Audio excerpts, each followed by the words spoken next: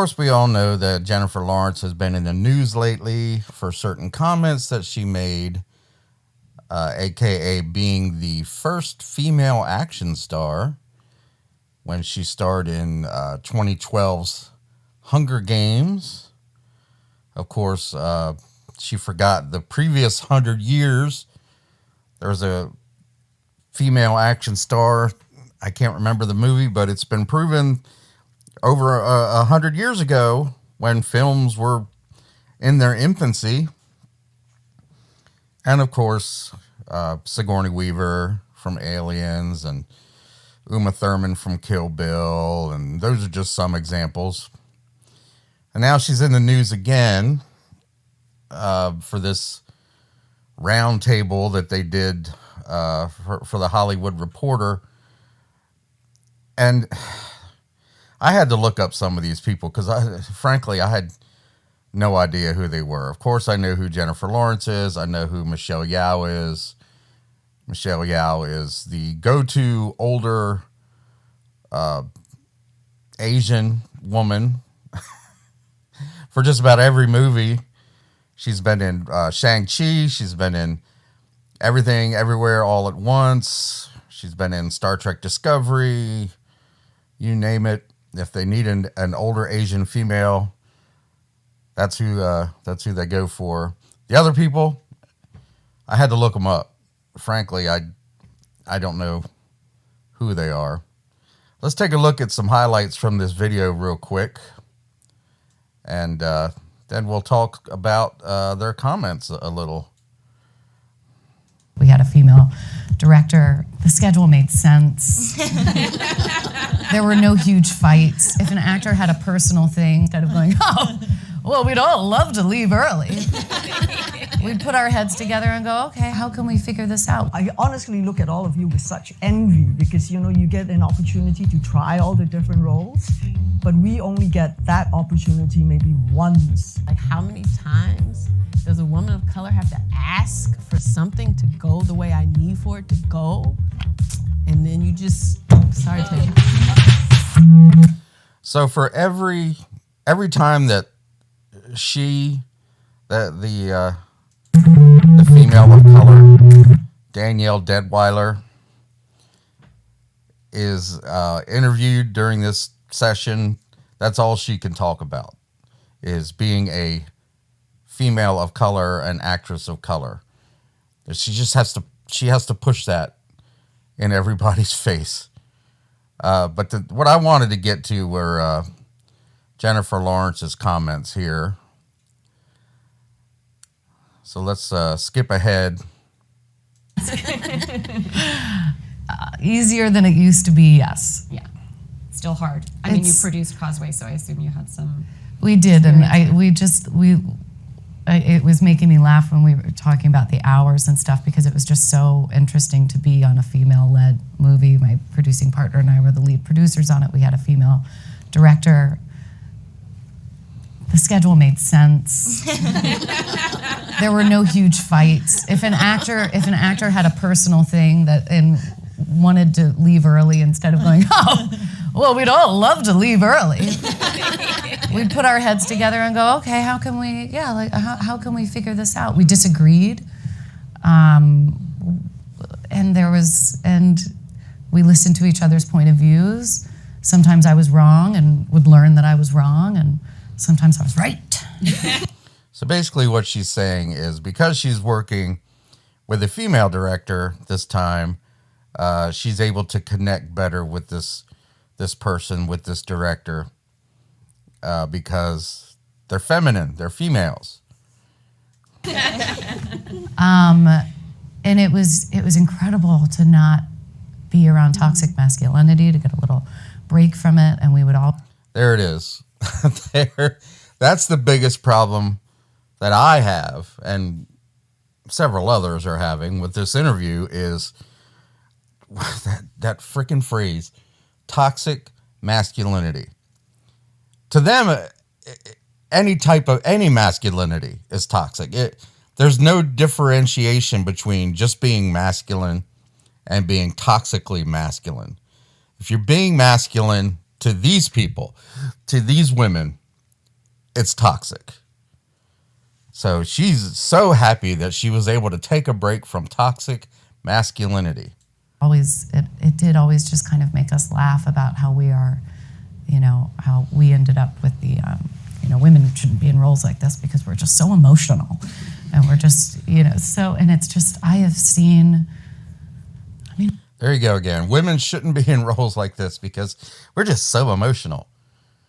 And I was the first female action star because everyone said that being a female in an action movie just wouldn't connect with anybody. It just wouldn't work.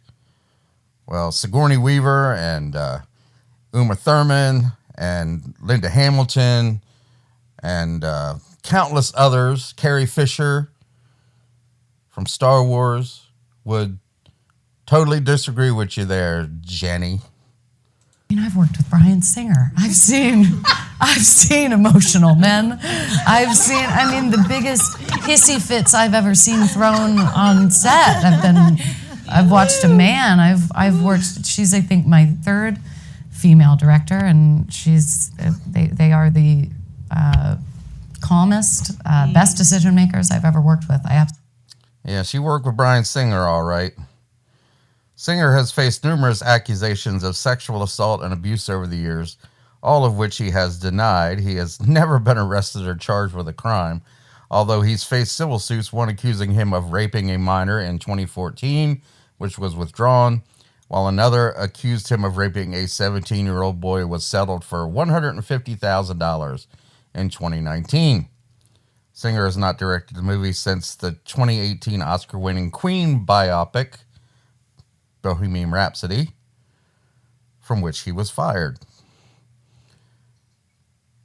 Now that we've seen Jennifer Lawrence's comments about her toxic masculinity and needing a break from it, let's just take a look here. Before we begin, I just want to congratulate Harvey and his wife Georgina on the birth of their new baby boy. Harvey gave us just what we needed, another him. Finally, I'd like to thank Yeah, she didn't have too much problem with one of the worst toxic men, along with all these others. Yeah, there's Madonna. I don't know who that is. Let's see. There's more. There's what's her name from Jerry Maguire? Renee Zellweger. Miramax for making this film, especially Harvey. And Harvey, thank you for killing whoever you had to kill to get me up here today. And to Harvey Weinstein, the tough guy on the playground. Oh, good old Harvey Weinstein. Boy, they just loved kissing his ass. I want to thank Harvey. Sissy Bob SpaceX. Weinstein, My agent, Kevin Uvain, and God, Harvey Weinstein. Meryl Streep calling Harvey Weinstein God. Gwyneth Paltrow. Especially the bomber Weinstein, my godfather. It's better than I do. Sometimes I call him Jennifer. It's a pet name.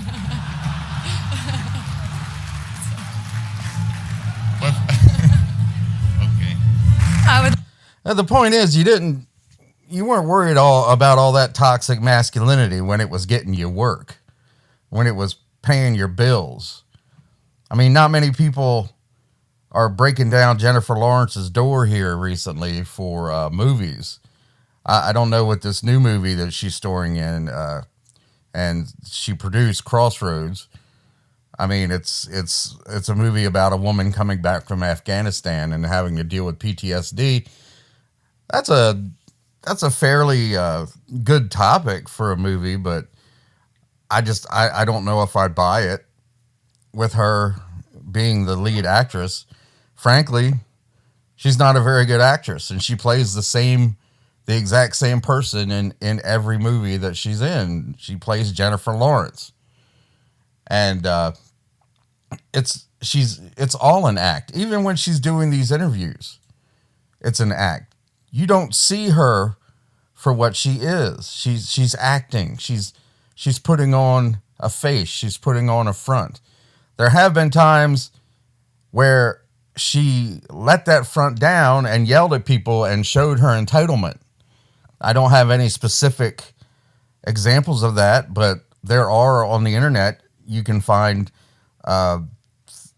scenes where she was filmed without her knowledge of her blowing up on somebody because they didn't do something right, or they got in her way, or they didn't acknowledge her entitlement. So it's just another facade of Jennifer Lawrence and some of these female pretenders, and not just females. There was plenty of males in there that were thanking Harvey Weinstein. Matt Damon, Ben Affleck. There's Nicole Kidman. That is, shoot, his name escapes me, but he's pretty popular. Robin Williams, the late great Robin Williams. There's him. I'm so bad with names. It's terrible. But yeah, plenty of men in there thanking Harvey Weinstein, alongside plenty of women. And a lot of these women, they didn't speak up on the until the Me Too movement got rolling. Before the Me Too movement, it was perfectly all right. And a lot of people have said that Jennifer Lawrence, that's how she got her first acting roles, was by doing certain things with Harvey Weinstein, allegedly. I'm not accusing her. I don't have proof. But allegedly doing things with Harvey Weinstein. So just take everything that she says with a grain of salt for sure, because we all know that she was the first female action star. She invented electricity and the automobile, and she's about to announce her breakthrough in nuclear fusion because she's just that awesome.